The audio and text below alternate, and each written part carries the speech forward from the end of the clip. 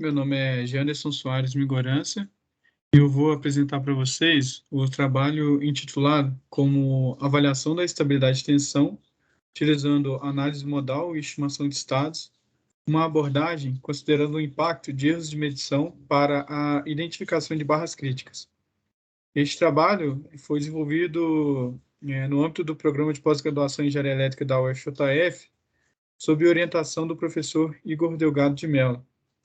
Então, vou fazer uma introdução, vou falar da metodologia proposta, vou apresentar testes e resultados e minhas considerações finais com os estudos futuros.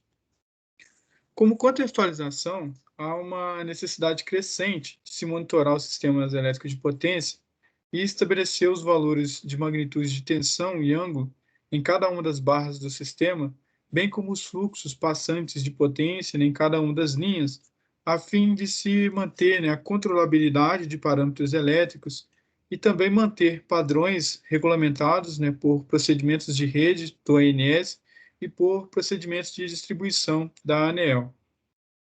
Além disso, há um crescente consumo de energia elétrica, uma crescente demanda de energia, Esse consumo ele só não aumenta em ocasiões bem específicas, como, por exemplo, uma retração muito severa da economia e ocasiões bem peculiares.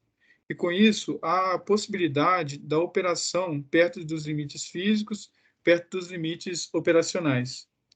Além disso, há um aumento constante da complexidade. A gente pode citar diversos fatores, como, por exemplo, o aumento de produtores independentes, as cargas não lineares, as gerações distribuídas intermitentes, as fontes renováveis intermitentes, as smart grids, os esquemas especiais de proteção e diversos outros fatores. Todos esses fatores vão aumentando a complexidade das análises e dos tratamentos também para a manutenção de regulamentações que são impostas. Há também uma necessidade de inclusão de medidas emergentes no contexto de supervisão e controle do sistema. Essas medidas emergentes são conhecidas como medidas de PMUs, medidas de micro-PMUs e medidas também de smart meters, de medidores inteligentes para fornecer suporte e auxílio à tomada de decisão, supervisão e controle, e também subsidiar outras ações de planejamento dos sistemas. Como objetivos gerais dessa dissertação, tem-se a avaliação da estabilidade de tensão, utilizando o estimador de estados, avaliando a confiabilidade para se estimar fatores de participação a fim de se determinar as barras mais críticas, e como objetivos específicos, tem-se a elaboração de uma estimação de estados híbrida, visando o monitoramento da transmissão por meio de medições de PMUs, juntamente com medições do tipo escada, e na distribuição, o monitoramento por meio de medições de micro-PMUs e de smart meters, visando detectar, identificar e suprimir erros grosseiros, incorporando as medições fasoriais na matriz jacobiana das medições, e também o uso de uma meta-heurística de algoritmo genético para a correção de erros grosseiros. Como motivações, há a carência de estudos de estabilidade de tensão diretamente a partir da estimação de estados híbrida, considerando as incertezas dos sistemas de monitoramento e instrumentação na avaliação da estabilidade de tensão, melhorando a robustez do algoritmo de estimação de estados.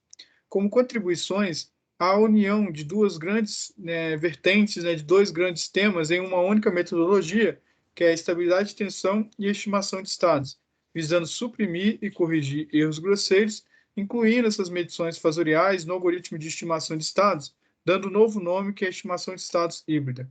Como abordagens dessa dissertação, eu apresento no capítulo 1 uma contextualização sobre a estimação de estados, falo sobre a estabilidade de tensão, falo sobre os tipos de medições, de PMUs, micro-PMUs, smart meters, medições escada. No capítulo 2, eu apresento os métodos para avaliação da estabilidade de tensão, com curvas PV, QV, o método da continuação, o fluxo de potencial ótimo, a análise modal e o desenvolvimento de índices.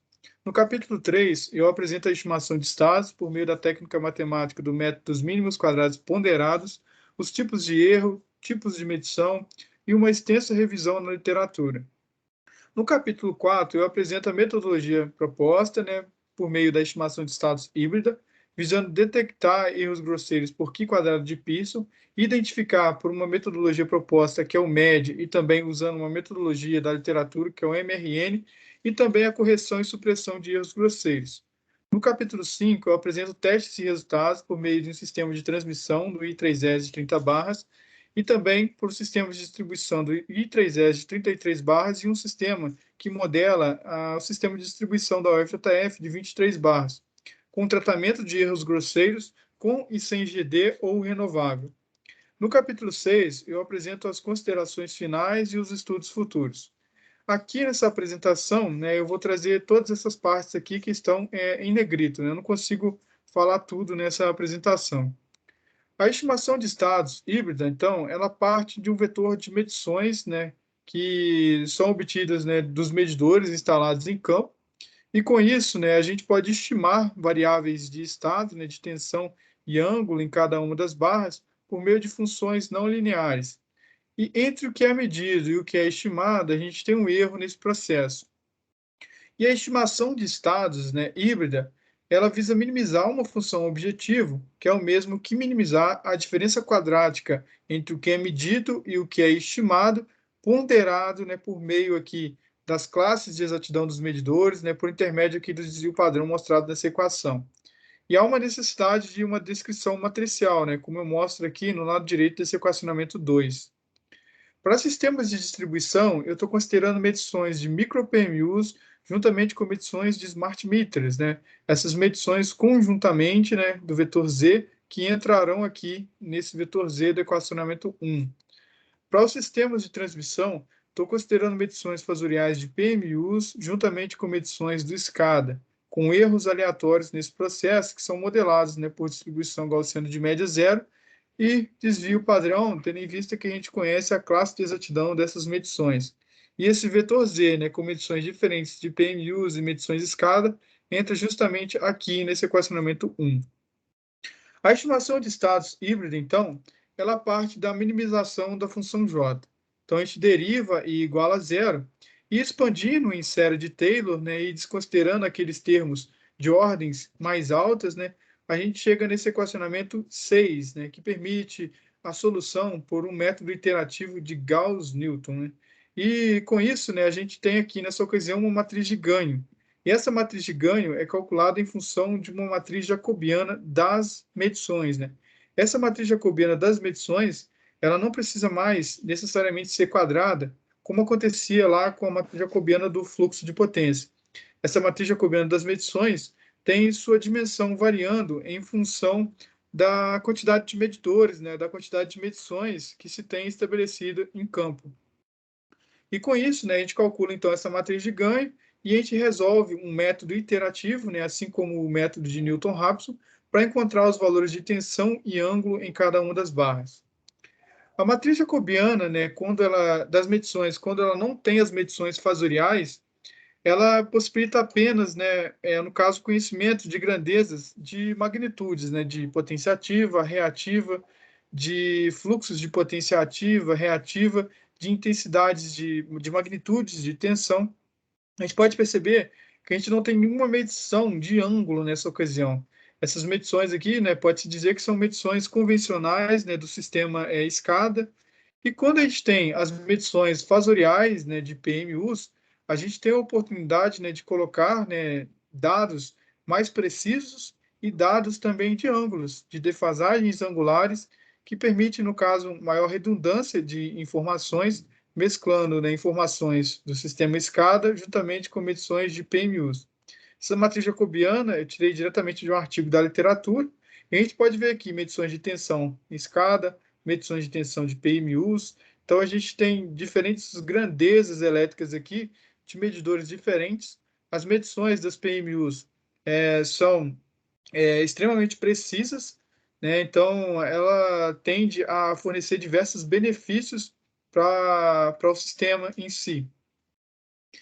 Os tipos de medições, né? A gente tem medições do tipo escada, né, que são medições não sincronizadas, com uma imprecisão dita aí até em torno de 5%, ou seja, uma classe de exatidão aí em torno de 5%.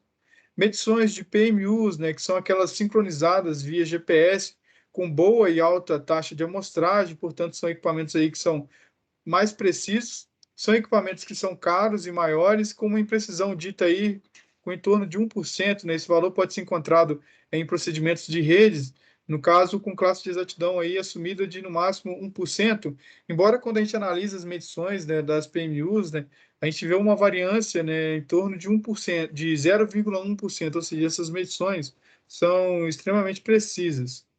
As medições de micro-PMUs, né, que são equipamentos menores e mais baratos, com imprecisão que varia de 1 a 5%, e são equipamentos que cumprem um papel fundamental na distribuição, tendo em vista que são equipamentos menores e que, né, prescindem a criação de subestações, né, como acontece para as PMUs, tendo em vista que as PMUs precisam de subestações, né, precisam de manutenções frequentes, né, as micro PMUs, no caso, elas não precisam obrigatoriamente de subestações, e um ambiente de distribuição, né, que até mesmo um poste pode ser considerado como uma barra do sistema, elas cumprem um papel fundamental, né, para possibilitar, né, melhorias em termos de elaboração de planos de medição para se conseguir observabilidade desses sistemas.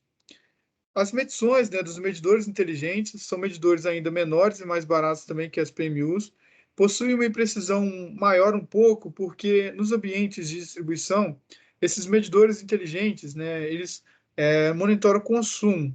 Então, para fugir da problemática de invasão de privacidade, né, então, são considerados é, medições, né, de smart meters em barras, né, que a gente tem consumidores agregados e tomando, no caso, o valor médio, né, desses medidores. Então, a imprecisão ela acaba aumentando, então pode ser dito que a imprecisão pode ir até 40%. Mas essas medições, né, cumprem um papel fundamental também para se estabelecer redundância de informações para o estimador de estados. Os principais tipos de erros de medição, né, a gente pode falar dos erros aleatórios, que são associados à classe de exatidão, que são imperfeições naturais de medições e de envio de dados, que podem ser modelados por distribuição gaussiana de média zero e desvio padrão dado pela classe de exatidão dos medidores. Os erros grosseiros, né, também chamados de bad data, que possuem maior dificuldade de filtragem e necessitam de técnicas sofisticadas de detecção e identificação, e, além disso, pode ser feita a supressão ou correção desses erros. As causas são diversas, né, e muitas vezes desconhecidas, imprevistas, podem ser harmônicos, descalibração, ataques cibernéticos, dificuldades de sincronização, interferências eletromagnéticas. Então, né, uma vez, né, que a gente conhece os tipos de erros que são aleatórios, que são imperfeições naturais, os erros grosseiros que precisam de técnicas sofisticadas de detecção, identificação, supressão ou correção, então, primeiramente a gente precisa detectar. E a detecção, né, pode ser feita baseado no teste da Q-quadrada de Pearson, considerando 95% de graus, né, de confiança, normalmente é considerado 90, 95%, calculando os graus de liberdade, né, que é igual ao número de medições menos o número de variáveis de estado, a gente calcula um J-limite. E após o processo de otimização, né, da estimação de estados, quando a gente visa minimizar uma função J, a gente compara com esse valor limite. Se esse valor J for maior do que esse valor limite, a gente tem erro grosseiro entre as medições. Se isso não acontecer, a gente não tem erro. Então, uma vez detectado, né, ou não a incidência de erro grosseiro, a gente pode passar para a etapa de identificação. A primeira metodologia que eu apresento, né, é o método do máximo resíduo normalizado, né, também chamado de MRN. Esse método é baseado, né, que a gente tem diversos resíduos, né, que é a diferença entre o que é medido e o que é estimado. E um resíduo elevado, né, poderia nos levar a crer que a gente tem um erro grosseiro em uma determinada medição. Mas considerando que uma medição é pouco precisa, a tendência é que esse resíduo ele seja elevado. Então, uma forma da gente comparar os resíduos entre si é normalizando eles, né, por meio do conhecimento da classe de exatidão dos medidores. E com isso, né, a gente está considerando, então, a precisão inicial do medidor. Se esse medidor é extremamente preciso, é esperado, né, que o resíduo ele seja um valor pequeno. Agora, se esse medidor ele não é muito preciso, esse resíduo acaba assumindo um valor muito grande. Então, quando a gente normaliza o resíduo, né, obtendo outros valores, né, que são resíduos normalizados, a gente pode comparar todos esses resíduos para a gente apontar aquele maior resíduo como o mais, o mais ali tendencioso a ter o erro grosseiro, né? Ou seja, são resíduos normalizados, levando em consideração a classe de exatidão do medidor. E com isso, né, para calcular esses resíduos normalizados, a gente calcula em função de uma matriz de sensibilidade, que é calculada em função de uma matriz chapéu, e essa matriz chapéu, ela é responsável por fornecer informação do grau de redundância, né, de medições que são estabelecidos em campo. Se os valores da diagonal principal são valores, né, que são muito maiores do que os respectivos valores das linhas, né, nessa ocasião, a gente pode dizer que a medição ela é pouco relacionada com os outros medidores, né? Então, a gente tem pouca redundância de informações nessa ocasião, né? E a medição daquele medidor específico, né, da diagonal principal dessa matriz K, chapéu, ela é resultante principalmente do medidor em específico, né? Então, pouco relacionado com as outras medições. Já a outra metodologia, né, que é uma metodologia proposta, é o desvio absoluto da média, né, ou também chamado MED, que é baseado que, enquanto mais expressivo o valor do erro grosseiro, maior é o desvio da média, né, dos valores de resíduos normalizados, sendo então facilmente detectado por um algoritmo identificador de outlier. Ou seja, a gente tem todos os resíduos normalizados, a gente calcula a média desses resíduos, e à medida que um resíduo normalizado se distancia da média, né, considerando aqui um produto, né, por um K-chapéu, né, que é uma densidade de probabilidade, que nesse caso é aqui quadrada com 95% de grau de confiança, ali, no caso, é mais suspeito da gente ter o erro grosseiro, né, detectando e identificando as medições com erro. Uma vez detectado, uma vez identificado pela metodologia proposta, que é o MED, a gente pode passar para a etapa de supressão do erro grosseiro. E a supressão do erro grosseiro é baseada, né, na premissa de que quanto maior é o erro grosseiro, menor deve ser o peso dessa medição durante o processo de estimação de estado, para que o erro grosseiro tenha o seu efeito diluído, né, durante esse processo. Ou seja, nessa metodologia, a gente está propondo que o valor da função objetivo da estimação de estados seja atribuído como classe de exatidão à medição que é detectada e identificada com erro grosseiro. Normalmente, né, esses valores da função objetivo da estimação de estados, quando a gente tem um erro grosseiro, assumem valores elevados, ou seja, a estimação de estados não é bem estabelecida. E com isso, né, esse valor é atribuído aqui como desvio padrão, e isso significa que a gente está atribuindo um peso muito pequeno a essa medição aqui BD, né? E com isso, essa medição BD, né, ou com bad data, ela vai ter o seu efeito diluído durante o processo de estimação de estado. Então, em algumas ocasiões, né, depois que a gente detecta, identifica e tenta suprimir o erro grosseiro, ocasiões que o plano de medição é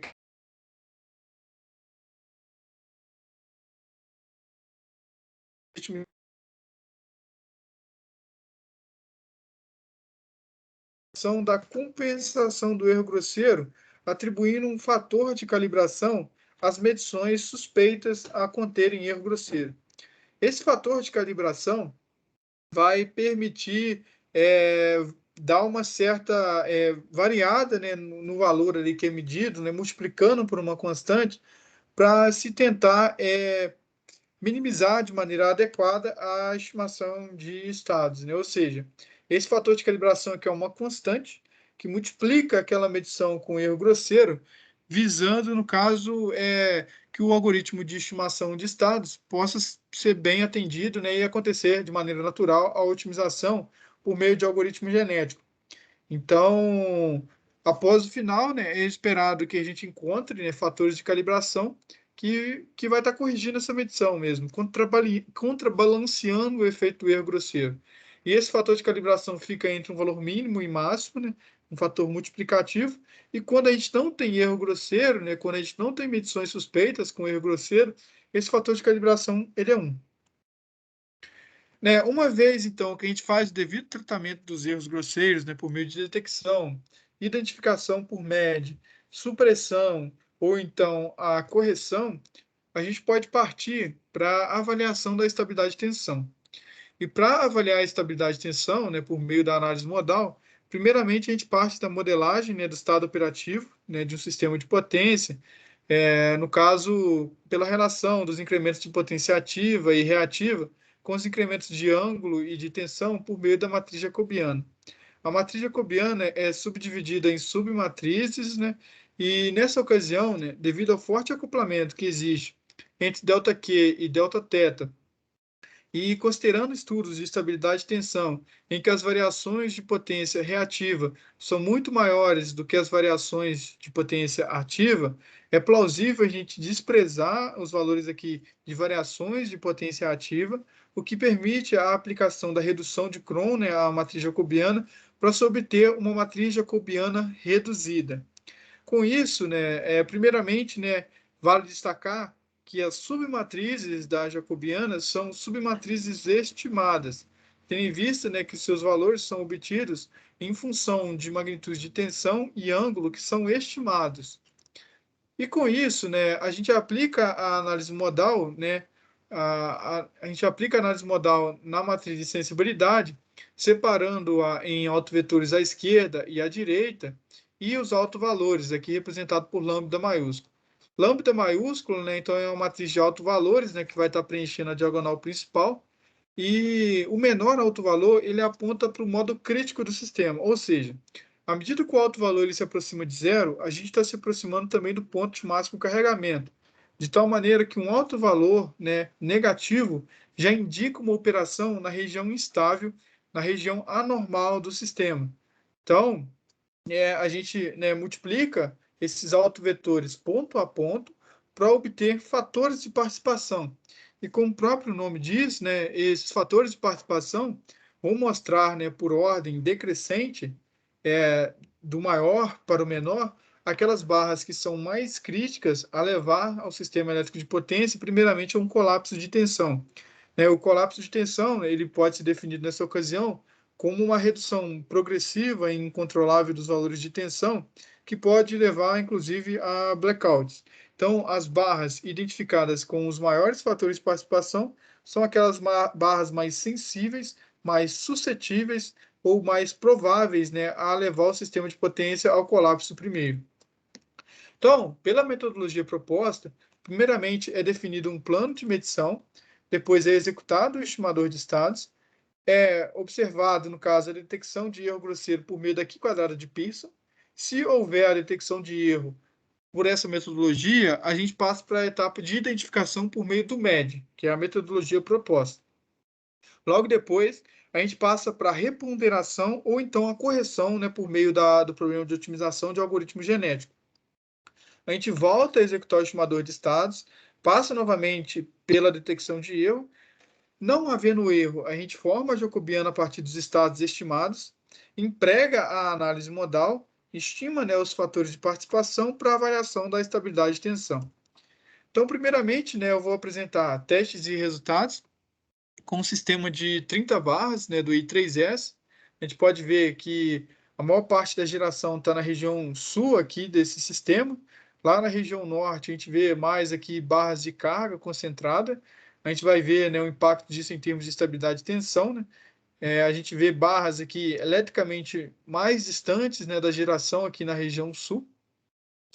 Então, né, a gente considera, né, medições de PMUs, né, com medições de tensão e aí ângulos, né, respectivos, né, além de fluxos de corrente e defasagens angulares, considerando a instalação de PMUs nas barras 1, 5, 10, 11, 13, 15, 16, 18, 27, juntamente com medições do SCADA. E se é um processo de estimação, há erros, né? Então, o estimador ele funciona como um verdadeiro filtro, suavizando e filtrando tanto quanto possível. Então, para simular cenários realistas, né, erros aleatórios são inseridos em cada valor de medição, e esses erros são modelados por meio de distribuição gaussiana de média zero e classe de exatidão de 2% para medidas escada e 0,5% para medições de PMUs. Um número de 200 amostras, né, ou samples, foi utilizado para gerar essas distribuições gaussianas. Primeiramente, né, então, em um caso 1, né, o ponto de máximo carregamento foi identificado pelo método continuado como 2,65. Foram realizadas 1.000 repetições e os resultados foram tomados como a média, e foi possível identificar as barras mais críticas nesse sistema, comparando valores estimados, né, por meio do estimador de estados, juntamente também com valores estimados do fluxo de potência, né, relacionando aqui os fatores de participação. A gente vê, né, que esses fatores de participação estimados e obtidos via fluxo de potência são muito parecidos, né, com erros bem pequenos nesse processo. E a gente vê que as barras que são mais críticas são as barras 30, seguida 29, 26, 27 e 25. Ou seja, são aquelas barras lá em cima, né, no sistema, aquelas barras que estão mais distantes da geração, né, que são aquelas barras que vão apresentar primeiro problemas, né, em termos de estabilidade de tensão. Aqui eu mostro o estado da rede, comparando valores real e estimado, e também aqui as porcentagens, né, de erros no processo de estimação das magnitudes de tensão. E agora, considerando, né, uma fonte alternativa na barra 30, né, ou seja, uma fonte que injeta 40 megawatts de potência, o ponto de máximo carregamento ele muda, né? Então ele foi identificado mais uma vez pelo método continuado. E essa barra, no caso, que tem uma injeção de 40 megawatts, ela é tratada com barra do tipo PQ, ou seja, a gente não tem os valores de tensão especificados, ou seja, é uma fonte alternativa aí, não despachável. E a gente vê agora que a barra mais crítica não é mais a 30, é a barra 26. Então a gente vê alterações, né, em termos de estabilidade de tensão. A gente tem aqui comparando os valores de fatores de participação estimados e obtidos via fluxo de potência, com erros bem pequenos nesse processo. E aqui, né, estimando o estado da rede, né, comparando os valores real e estimado, com erros no processo de estimação das magnitudes de tensão que são bem pequenos, menores do que 1%. Agora, considerando um caso 3, né, em que a gente supõe um aumento, né, do carregamento em uma determinada região desse sistema, considerando que esse sistema ele pode ser dividido em 4 áreas, né, área A, área B, área C e área D. A carga desse sistema é aumentada somente na área C, e o intuito é averiguar a capacidade de se identificar aquelas barras mais sensíveis, né, ou mais suscetíveis a levar o sistema primeiro ao colapso de tensão, observando os maiores valores de fatores de participação. E a gente vê também uma mudança sistêmica, né, em termos de estabilidade de tensão, porque a barra agora mais crítica, né, é a barra 19, seguida da 20, 18, 21, 23. A gente mudou a região crítica, né? Antes, né, a região crítica era justamente aquelas barras que estavam lá em cima, né, mais distantes, né, eletricamente aqui das gerações, e as barras que passaram a ser mais distantes eletricamente das gerações passaram a ser na região em que a gente aumentou o carregamento, né, numa área específica. Então a gente vê alterações sistêmicas, né, e é possível corroborar, né, que a estimação de estados, né, está estimando com sucesso os fatores de participação, né, comparando aqui com valores obtidos via fluxo de potência, bem como também a região crítica nessa ocasião. Aqui o estado da rede, né, para esse caso, comparando aí valor real estimado, a gente pode ver os menores valores de tensão justamente naquela região ali que é mais crítica, né, entre as barras aí 19 e outras barras que a gente vê que os menores valores de tensão, né, 19, depois aqui 18, 20, 20, aqui nessa barra aqui que é a 23. Então a gente vê, né, em termos de estabilidade de tensão, alterações sistêmicas. E aqui também os erros, né, no processo de estimação das magnitudes de tensão.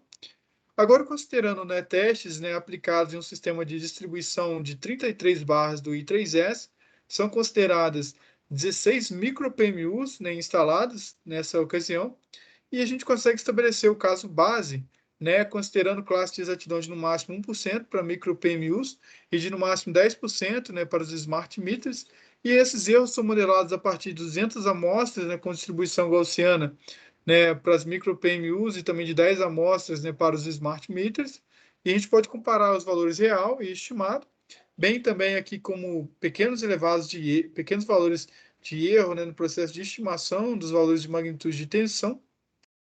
E considerando, então, no primeiro caso, né, em que a gente não tem geração distribuída nesse sistema, a gente vê que as barras que são mais críticas, né, são as barras aqui também, né, do final do ramal principal, né, mais distante aqui da subestação. Então, na distribuição, essas barras são alvos, né, de bancos de capacitores, né, para melhorar o perfil de tensão e coisas similares. Então, a gente vê o sucesso, né, da implementação, né, para se identificar a estimação dos fatores de participação, comparando aí com valores do fluxo de potência.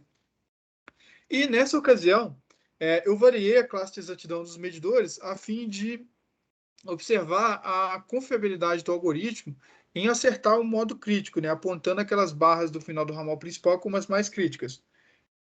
A gente vê quando esses medidores são extremamente precisos, né, com classe de exatidão de 0,5% para micro PMUs e de no máximo em 1% para os smart meters, eu acerto o modo crítico em 99,93% das vezes, apontando, né, as barras críticas ali na maior parte das vezes.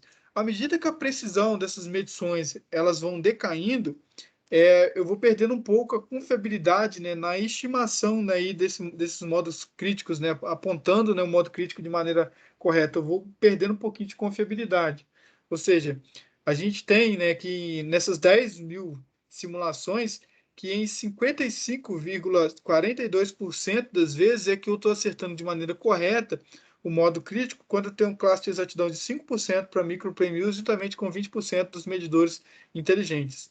Então, a gente vê a confiabilidade, né, em termos de se estimar o modo crítico nessa ocasião em que a classe de exatidão das medições vão variando. Aqui eu mostro o estado da rede, né, comparando o valor real e estimado, né, dos valores de magnitude de tensão. Aqui também os erros, né, no processo de estimação, né, dos valores de magnitude de tensão, que são bem pequenos. E agora, considerando uma geração distribuída, né, na última barra do ramal, né, do ramal mais longo, né, a gente vê o impacto em termos de estabilidade de tensão e também de confiabilidade. A gente vê que a confiabilidade ela aumentou, tendo em vista que agora passa a ser mais claro, né, qual que é o modo crítico, né? Ou seja, aquela barra 18, ela passa a ter um suporte de potência ativa, né? A gente tinha uma GD injetando ali 2 megawatts, então o modo crítico ele muda. Então, a gente vê que quando essas medições são extremamente precisas, eu acerto em 100% das vezes o modo crítico. E à medida que a imprecisão dessas medições vão decaindo, eu vou acertar em 92,39% das vezes o modo crítico.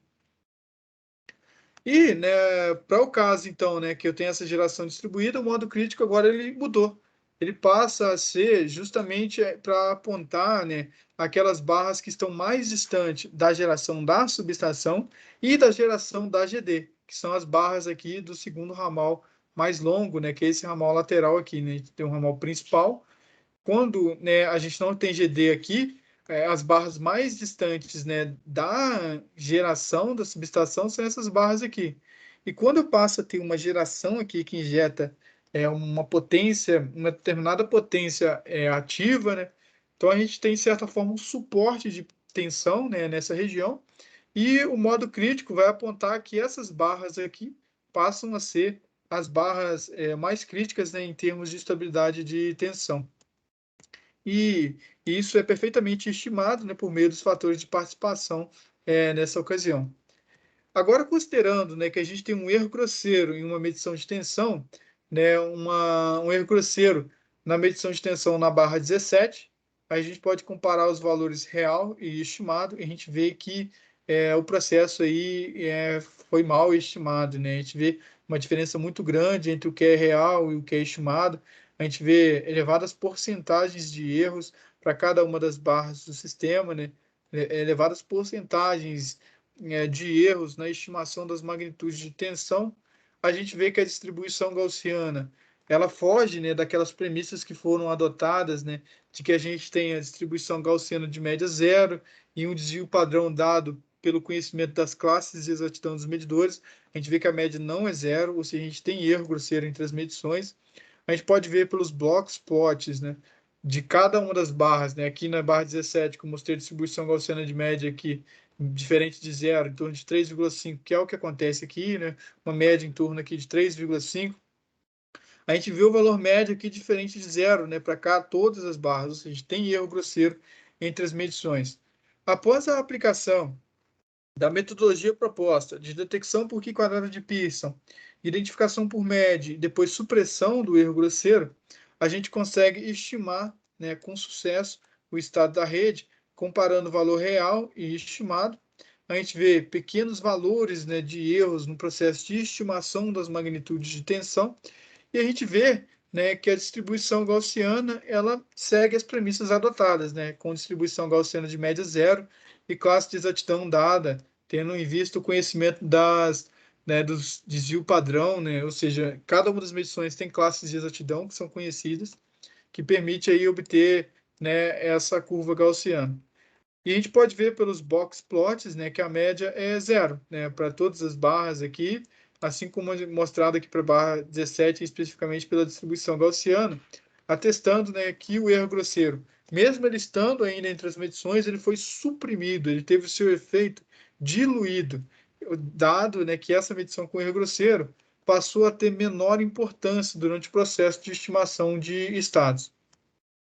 Aqui, mais uma vez, a taxa de confiabilidade nessa ocasião, que a gente consegue estabelecer essas taxas, né, tendo em vista, né, que esse erro grosseiro está sendo suprimido. A gente vê que as taxas continuam igualmente elevadas quando a gente tem classe de exatidão de 0,5% para as micro PMUs e de 1% para os smart meters, aí, com taxa em torno aí de 100% de acerto do modo crítico.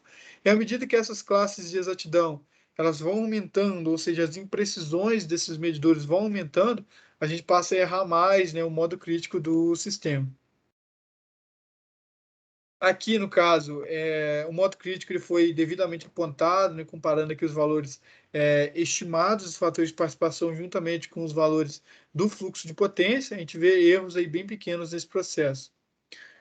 Agora, considerando um erro em uma medição de corrente, né, no caso, em um erro em uma medição de corrente da barra 11, a gente vê os elevados erros, né, no processo de estimação das magnitudes de tensão. A gente vê distribuição gaussiana com média diferente de zero, né? Ou seja, a gente tem erro grosseiro entre as medições. E após a aplicação da metodologia proposta, mais uma vez, né, a gente consegue o sucesso, né, do resultado, comparando aqui valor real e estimado, e pequenos valores de erros, né, no processo de estimação das magnitudes de tensão. A gente vê distribuição gaussiana de média zero também nesse processo, né, de acordo com as premissas que são adotadas. Então, a gente vê o sucesso da implementação. Agora, considerando um segundo plano de medição, em que a gente tenha 8 micro PMUs, né, nesse sistema de 33 barras. Primeiro mostra aqui, né, que o caso base ele é bem estabelecido, a gente pode comparar o valor real e, né, e estimado, ou seja, que são muito próximos. A gente tem pequenos valores, né, de erros grosseiros, né, ou seja, a estimação de estados ela é muito bem sucedida. A gente pode ver aqui distribuição gaussiana de média zero, então, segundo as premissas, né, que foram adotadas, né, então a gente tem o sucesso, né, da implementação. E aqui a gente vê também que as barras mais críticas no sistema são devidamente apontadas, né, comparando aí valores estimados dos fatores de participação com valores obtidos via fluxo de potência, com pequenos valores de erros obtidos nesse processo.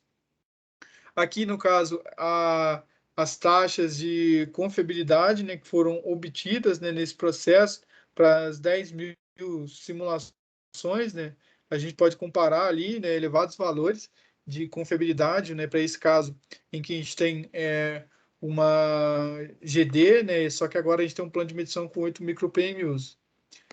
Agora, quando a gente tem erro grosseiro, nesse caso em que o plano de medição ele é crítico, o algoritmo de estimação de estados ele não alcança convergência mesmo com o tratamento do erro grosseiro de detecção, identificação e supressão.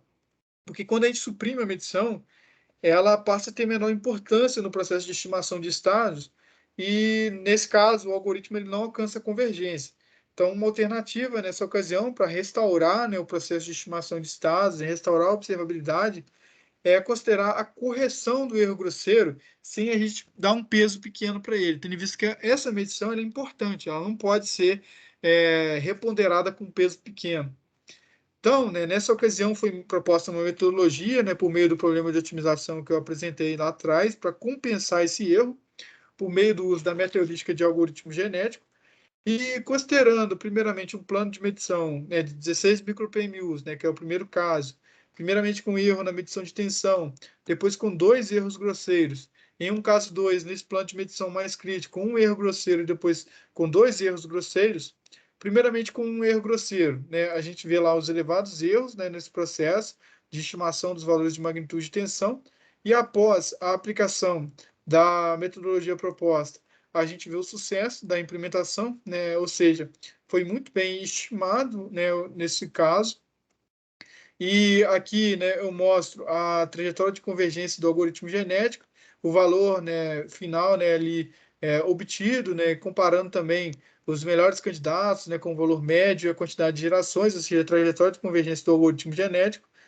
E no caso em que a gente tenha dois erros grosseiros, novamente a estimação de estados ela não é bem sucedida, né? A gente tem erros nas medições de tensão nas barras 3 e 17.